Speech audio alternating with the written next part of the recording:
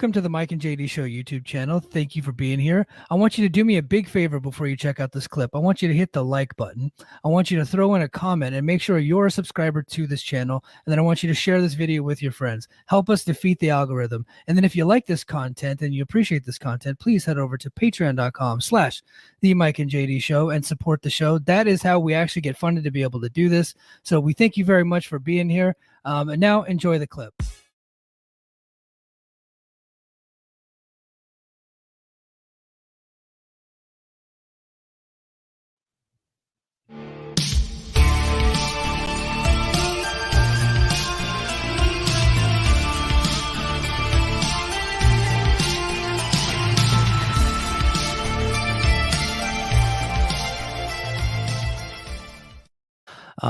But this, the Motor City Machine Guns, not being renewed and being offered per date deal kind of seems like that's what they're going to be doing going forward. Maybe not, obviously not for everybody, but there's a rumor that's what they offered Macklin. And the tapings last night were very interesting for Macklin. It's a little bit confusing results there. So, but there's a rumor that's what they offered Macklin too. It was like, hey, we don't want you on a full time, but we'll give you a per date deal, and you can just stick around until you go find out work elsewhere. And so we'll probably start seeing them use talents that are bouncing around between NWA, MLW, and TNA. Kind of like AJ Francis is on all three. They brought in another guy last night that's on all three, right? We'll start seeing that's kind of like, hey, look, we're not going to cut the budget completely, but what we're not going to do is we're going to rely more on freelance talent than having these guys on these guaranteed contracts. They still have some, like obviously they just signed a bunch of people, Hammerstone being the latest. But now we're going to see them kind of incorporate more freelance talent onto the programs, and that makes it difficult to tell consistent stories. It can be done, right? It can be done, but as we've seen, like they had to kind of book around Nemeth not being there. They did it recently where Nemeth went to Puerto Rico and then he had to go to Japan because those dates were more important to him than TNA, right? So, can they fully, they never really fully got behind Steve Macklin, but now can they go if Macklin sticks around per date, can they? Because what if he gets, if they're just going to pay him his independent rate, can they really get actively engaged with him in a big storyline?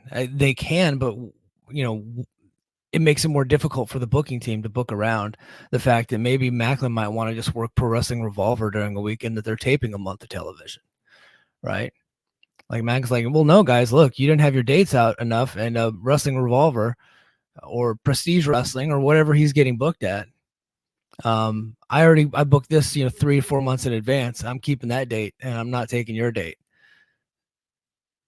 That gets to be difficult. So, is it complete doom and gloom? Well, no. Does it signify that budget cuts are probably coming? Yeah. But not like the extreme budget cuts that we were thinking. I think when people thought budget cuts were coming, they're probably thinking of the, 2017 era when we lost, EC3 and Lashley and all these people all at once. It was like 15 people. It was significant amount of people that cut the contracts. And then they brought in all those people on the Lucha Underground deals. Right. And that's how they supplemented. And then they brought in a lot of freelance talent. And then they brought in a lot of people just from like Scott D'Amore's wrestling school. So like they brought in like Rohit Raju and Falaba and all these guys. And so, I think it's okay to use freelance talent. I don't mind it to an extent. But again, one of the troubles that TNA has is with identity. Is separating themselves from not only from AEW, but separating themselves from MLW and NWA, who at times, while I don't think they're all that close, there have been times where they were nipping at their heels a little bit. Both of those promotions, and they're going to compete for talent. Well, it's like they're gonna not stop completely, but they might not be competing for talent. It's like, hey, look, we'll take you on a per date, and you can keep working NWA, you can keep working MLW, right? But if like say that you're somebody, and there's not that many people, say you're somebody that just likes to watch NWA, you're probably not gonna watch Impact to see AJ Francis because you already have him on your TV. You know what I mean? It's not gonna be that many people. It's not gonna make a significant difference. But I'm just like using that as an example. That could be really tough. So I'm gonna get into another spoiler. And those of you that are watching on Patreon, you probably already know. And Josiah, I see you in the chat. I'm gonna get to you in a sec. Those of you that are on Patreon, you probably already know what I'm about to say. So I'm gonna give you a little countdown here. Spoiler alert: 5, 4, 3, 2, 1. Matt Cardona returned last night. Matt Cardona is the quintessential freelancer. He stopped coming for a while because they didn't want to book him anymore because it was difficult to book that guy because he is a freelancer that works everywhere. So it was difficult to consistently book him into storylines, and it's difficult to get completely behind him because in 2022, and I'll say this till I'm blue in the face, Matt Cardona should have been their world champion. And I love Josh Alexander, but Matt Cardona peaked 2 years ago. He really did. And that's when they should have, really got behind him, but they couldn't. Why? Because, they would try to book him 6 months out and he'd be like, oh, sorry, I got Game Changer that weekend. Oh, sorry, I'm going to Australia that weekend. It's like, well, can you prioritize us? No, you're not paying me enough. I was like, oh, okay. So he was not going to forego like his dates at a lot of these smaller places because TNA was not willing to outbid them. And it's as simple as that. And so they were trying to get him on a guaranteed deal that probably would come up with a little bit of a pay raise per date. But he's making so much money going wherever he wants, having his own schedule, selling all his merch, that he's like, no, it's not worth it to him. Like they would have to give him a stupid amount of money for him to turn all that down.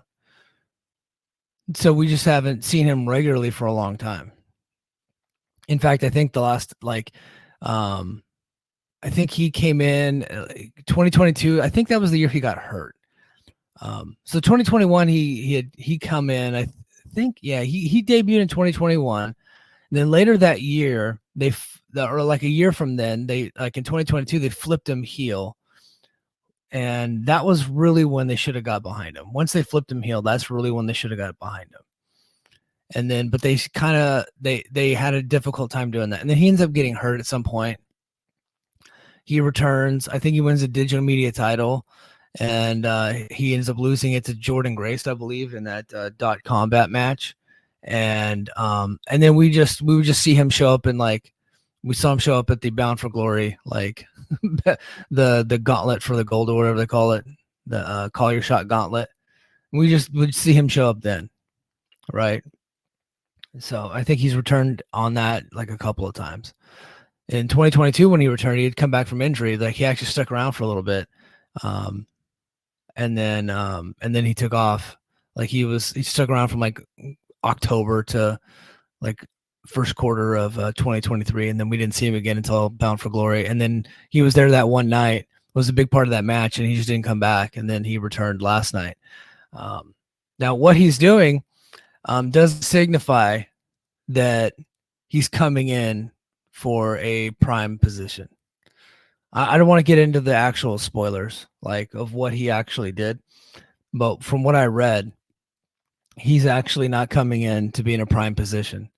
So this is, again, you can't really get behind him because he works everywhere. In fact, tonight, so they have 2 nights of tapings in Philadelphia, and tonight Cardona is wrestling Danhausen somewhere else in Game Changer. And there's a problem with booking freelancers right there. You can't get consistent dates on them. You just can't. And so for them to try to rely on that could be tough for them. It has its pros and cons. pros, you don't have to pay them whether they show up or not, right? They're not getting guaranteed money every week. When they're hurt, when guys aren't guaranteed contracts, when they're hurt and when they don't work, you still pay them, right? So that's pro, right? When you're just using per day talent. If they're hurt and they can't show for the date, so you just don't pay them. Even though you booked them out for the date, but they got hurt somewhere else, you just don't pay them. Now, if they get hurt on your show, I think you probably pay them. I don't know how that works. I don't know how that works with TNA. I know if like somebody got hurt like on a Wrestling Revolver show, they're hitting GoFundMe to get help. They're not like Wrestling Revolver, like they're not going to take care of them. I think TNA would probably take care of them, right? But yeah, Matt Cardona himself, he is back. Again, he's back. He's not in a prime position, so I don't know what it's going to look like just for him going forward and how often he's going to come back. That asshole Sean Ross Sapp said that he had like a story, and but they never posted it to Patreon. So if anything drops, I'm sure Dobby the Brain Heenan or Gerard, a big new distribution deal himself, Ryan will tell me. But yeah, nothing has really dropped. So like there is some news, and I think the news is that like he's not signed there. I think that's it. So if that's the case, then there's no real update. Like we all know that, especially considering he's working Game Changer tonight. So, but I keep refreshing my Brace for Impact chat over there. Oh, okay. So Josiah is the only one popping in the chat right now, so I'm gonna get to some of his comments. He says TNA is transforming into a super indie. ROH was going to be before TK bought them. What they're doing isn't really much different than what they have been doing. They've been using freelancers for ever since D'Amore and Callis took over. That's been a big part of what they do. So they keep their like core tight, right? They have like their top 10, and then everybody else is like freelancers. Well, D'Amore over the last couple of years has been expanding that, right? He's been expanding that. And I think that's where like the bean counters are coming in, and they're going to reel it back in a little bit. And I think that's just what we're seeing. But that's just what they've always been.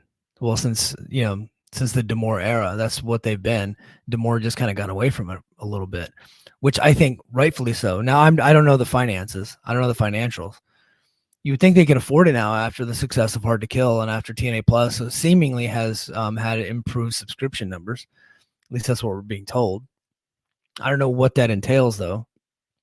So I don't know how good it is or how good it's not. Nobody knows. They don't release the numbers, but one would assume that it's good. You would think that if a Rebellion does pretty good, maybe they would be like, okay, not be so tight with the money, and keep guys around. So here's the thing. I don't really have like a complete issue with them using freelancers. I think it's fine to use freelancers. I just don't think the machine guns should be those. Like, I think you prioritize the guns because I feel like they're very important to the company, and we're just going to let them walk. We're going to let them walk right into AEW. Like that's my issue. But the bean counters don't care. They just like return on investment. Machine guns aren't draws, and that's true. They're just not. They never have been. They're going to go to Tony Khan. They're not going to draw there either. They're just not. But people are going to like them, and it's going to be fun to watch them on TV. So when you think of it from a business perspective, machine guns have never been a draw. They just haven't, and that sucks. But I think that you should still prioritize them because of how vital they are to the identity of the company. People don't think about stuff like that. So you put the machine guns on a poster, are you going to sell more tickets? Probably not. But the people that come there, that come to the show, they do expect them to be there. And you might start losing part of that identity. When you lose part of that identity, you start losing part of that core base, right? And I think that's the trouble going forward. And then he also says that that it was the Machine Guns that basically mentored the Young Bucks. Yeah, I mean, you see a lot of the Young Bucks. You see a lot of the Machine Guns in the Young Bucks in their game. Absolutely. And then he says, I agree the guns shouldn't be freelancers. There's no problem using them. Some guys on some AEW guys on lower tiers are basically freelancers too. They just give priority dates to AEW. Yeah. All right. Well, that was it for all of the TNA news. So there was one more debut, but I'm not going to spoil it. But there's one more debut in the women's division, the Knockouts division. The Knockouts division is looking rough, by the way. It is like we're dire times, which is why, and they brought in a freelancer for the taping, and she's needed, right? And it wasn't Camille. If it was Camille, I would just say Camille. So it's not anything that I feel the need to like break the news on, or like to make a big deal on this episode. But a good solid person to be bringing into the company that is very much going to be a freelancer. So you're not going to get all the dates on them. Hell, they might even work through Rebellion and call it good after that, which is kind of what we see sometimes. But the Knockouts division is tough right now. There's no excitement in that division. And this person will bring a little bit, but not much excitement. They need to bring in somebody like a Camille. The problem is are they going to give Camille a contract? Camille wants a contract. She's not gonna. If she was cool to do per date, she would still be doing NWA dates at this point. She probably would have already been on TNA. She probably would have already been in MLW, right? The triumvirate of freelance, like just bouncing around between those three promotions. She would have already been doing that. I think she is the type that wants the contract. At least that's like my read on the situation, which is why she's been out for so long. Is because she's looking for a deal somewhere. So, but they did bring in another knockout. I don't know how long they're sticking around. I don't think they're signed. They're not signed. Look, that seems to be what they're doing. They're not signing people right now. After Hammerstone, that was it. So we'll see. Never speak in absolutes, especially with this company, because every time we think it's doom and gloom, they surprise you, right? I don't think that this reverses the trend, like Cardona coming. I don't think that reverses anything, right? Had a tough week with the Machine Guns news. I don't think that bringing in Matt Cardona on a per date deal, not in a prime position, that doesn't reverse anything. Reverse my opinion. I still think that now we're starting to see the budget cuts type of stuff. You know what I mean?